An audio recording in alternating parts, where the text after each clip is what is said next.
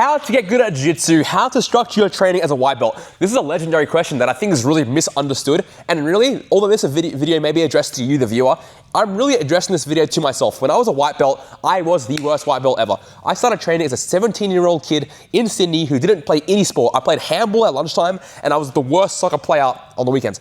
I would play left defender because they just knew that the ball would never come to me. I was horrible at soccer, okay? So I had no athletic understanding. All I knew is that I wanted to be freaking good at jiu-jitsu. From my first class, I got absolutely bashed. My face was bruised, and I just thought, I'm going to get freaking good at this damn sport no matter what. What was hindering me is I had freaking no idea how to get there, and resources like this were not ready to me. I didn't understand how to find them. I don't understand anything about jiu-jitsu. All I knew was I wanted to be good. All we had was a couple of classes a week at 5:30 p.m. where I would lug around this big bag full of no-gi gear or my gi, and I would go to that class, get bashed, learn a couple of random techniques, and then go home. Okay, this is not the way to get good. And I wish I knew this stuff sooner, because even after 2 years as a white belt, I was still losing first round competitions. So you see the level I'm at now. I've been in the finals at Worlds twice. I've been on Who's Number One. I've been in multiple world champions. It doesn't make any sense that 2 years into being a white belt, I was still losing first round. That's ridiculous. I'm gonna go over everything that I really believe, and it's gonna be a 4-step process on how I would maximize my ability to get good at jiu-jitsu as quick as possible, no matter who I am. I don't need to be the freaking super athletic dude who can do backflips and bench 300 pounds. Anyone can follow these 4 steps as long as you keep an open mind and you go for it. So the first step is gonna be learning what to learn. What do you learn? You go to jiu-jitsu, you don't know anything about this stuff. All you know is your coach shows you a couple techniques and you go home. This is the order in which you should learn things. Number 1, defense. Why defense? Because 1, you get put in those positions all the freaking time. And 2, they're the most likely thing that's gonna progress you further. When you first start training, you don't understand what to learn in terms of attacks and defense. When you try to learn attacks, you're gonna learn the most silly attacks, maybe an Ezekiel choke from bottom mount, what is this called? Baseball bat choke. These moves are not awesome, okay? These don't work at the highest level. What you're gonna come across a lot is your opponent pinning you in side control, pinning you in mount, taking your back and submitting you. This is gonna happen over and over and over again. This motif is gonna happen consistently. So no matter what attack you learn, which you're hitting on the lower white belts, when a new guy comes in, you hit this crap move on him, which these moves are not gonna favor you at a higher level. What's gonna always happen is you're always gonna get pinned and submitted. So step 1, learn how to defend. Where are you gonna learn how to defend? You can watch it on my YouTube page. You can watch it on BJJ Fanatics, Submeta. It's literally all out there. You can go on ebsays.online, my coaching program, and I have it all set out. It doesn't matter where you learn your defensive tactics. What matters is you understand the concepts of how to defend pins, side control, mount, and the back. Of course, in the belly and north-south as well. What's the concepts you need to understand? Inside position, and making sure you're not using silly attacks where you're hugging your opponent doing this, you're trying to submit them from bottom side control. This stuff works awesomely against your smaller training partners or new white belts who come to the gym, which you can just bully. But you want to learn the defensive tactics and the escapes that work at the highest level, because if you learn them now, they're going to favor you forever, okay? Our goal is to stack up skills now that are always going to work. When I was a white belt, I would always learn the silliest techniques, Kimura from bottom side control, baseball bat from bottom side control, all these crazy moves, little ankle locks from when I had my back taken. Of course, those moves don't freaking work for me now. I'm one of the best black belts in the world. There's no one in my divisions that I could hit that on. So what a waste of time that was for me, and no wonder I was losing competitions so much. With those escapes, you need to understand the notion of inside position, having forearms inside the hips, having your forehead between their shoulders, having feet inside the hips, getting your elbows inside, all these kind of things. This is super important. Starting with escapes. I cannot stress that enough. When you're a white belt, when you're trying to get good, and really I feel like even there's black belts who need to freaking do this, start escaping your opponents, and it's going to give you such a better foundation. Once you have good escapes, you need to understand what attacks to learn. Okay, this is super important. Everyone's going to have attacks they like the most that they gravitate towards. You need to find not 1,000 different ways to attack an opponent, but 1,000 avenues to find the attacks that you like the most. For example, if my favorite submission is a rear naked choke, I need to find 10 million ways to get to my opponent's back, 10 million ways to set it up and strangle them. I don't need 10,000 submissions. I don't need to be a legend at triangle, armbar, guillotine, kimura, Americana, all these submissions at once. This is not a good idea to do it.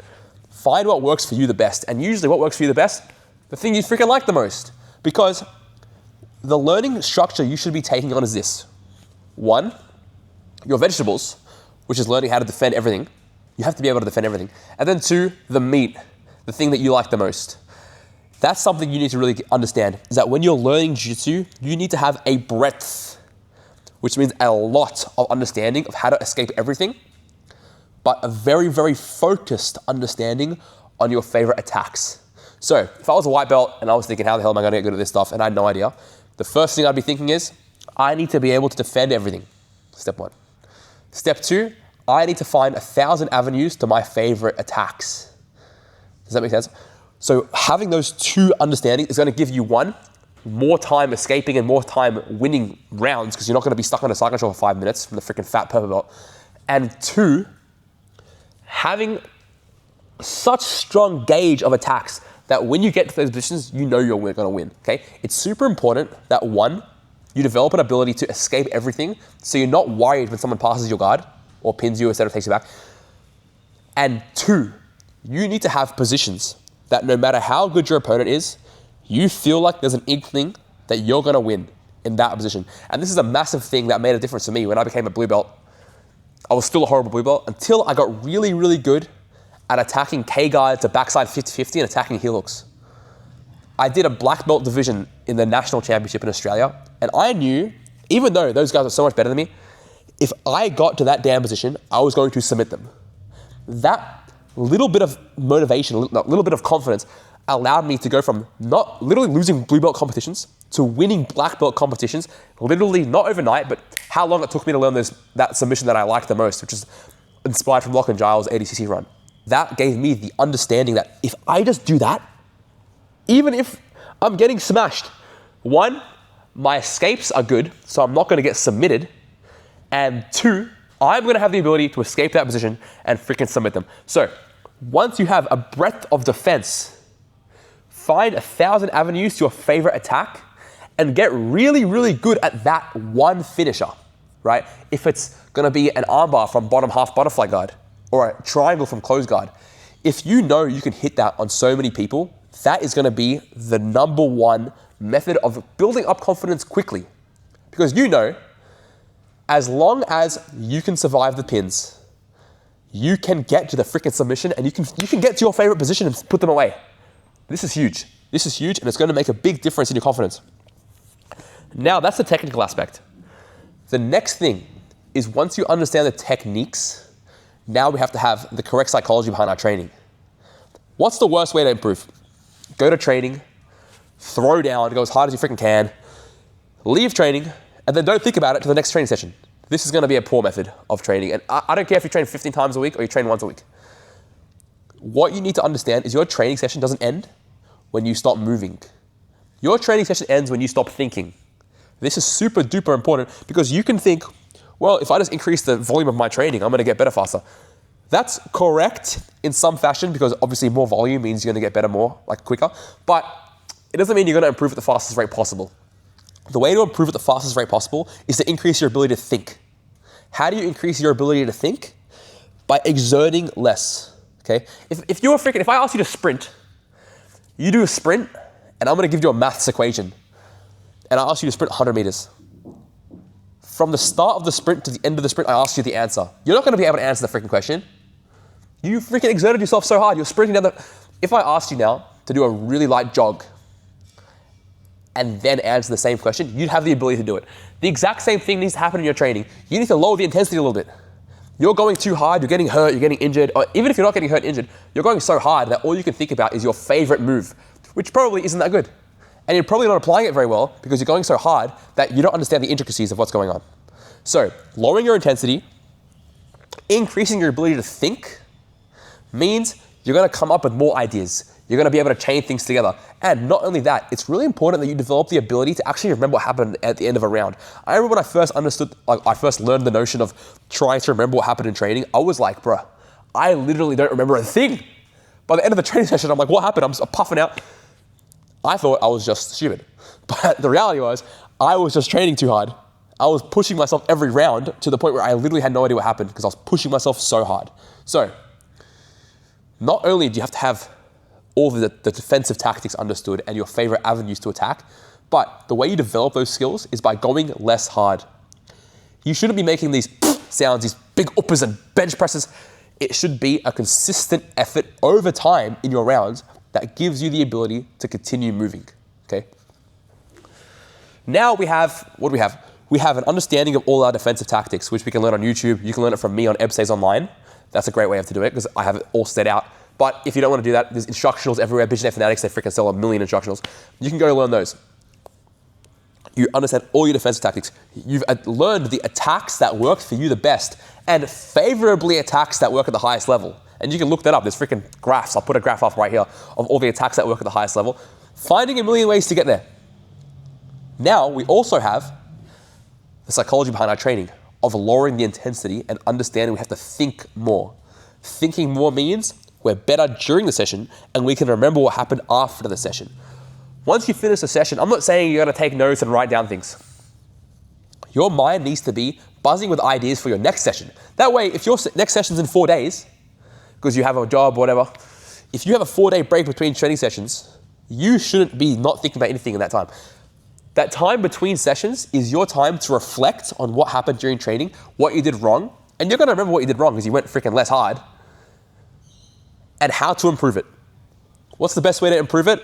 One, you can film your rounds and analyze it. You can get someone like me online, someone high level, or maybe your coach if you have a good coach, to analyze your rounds. And really understanding that once you understand the round, what went wrong in the round, making sure you don't make the mistake twice. The best way to get good is to mitigate mistakes. If you make the same mistake every day for 2 years, and you train for 2 years straight, and you're thinking, why am I not getting better? I'm not getting better. You made the same mistake every day for 800 days. That's why you're not getting better. You can't make the same mistake every day for 800 days. That's literally a disaster. Whereas if you had taken the footage, or maybe you had remembered and you wrote down what you did wrong, and you remembered what you did wrong, and the next session you went troubleshoot that thing, now when you go to the training session, you're not gonna make the mistake. You've saved yourself 800 days of making the same mistake. And it sounds crazy, but it's really the reality of it. The reason why I was such a bad white belt is because I didn't understand what the hell I was doing wrong. I didn't get it. I just went to training, I learned the 3 moves my coach would show me, I'd freaking roll hard and go home. And then I'd be like, yeah, that was awesome. That's not awesome. You need to roll at an intensity where you can remember what happened, where you can escape positions consistently so you can get to your favorite attacks. But then you need to be able to remember what happened, what mistakes you made, so you can go to correct it. Ask your coach, what did I do wrong? Ask me, what did you do wrong? You can comment down below something you did wrong, and I'll freaking tell you right now. You can send me videos on Instagram. I really don't mind. I really don't mind. There's so many resources for you to get good these days that it's a joke if you don't get good. And I understand. If you don't understand how to get good, that's totally fine.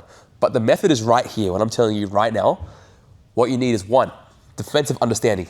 2, various methods to attack your favorite submissions. And 3, lowering the intensity of a training, okay? The last thing that I really believe makes a big difference is being open-minded. That doesn't mean if someone shows you a dumb technique to do it, okay? If someone shows you the stupid technique, oh, this is how you do a Ezekiel choke from bottom mount, you don't need to go ahead and learn that move. But people can offer you insights from the most random places. A lot of the techniques that I do, of course, I've had really good coaches. I trained with John Danaher, etc. These, obviously, most of the things I do came from there. But there's a lot of things that I do in my game that come from the most random places. For example, my friend Freddie, he's a blue belt.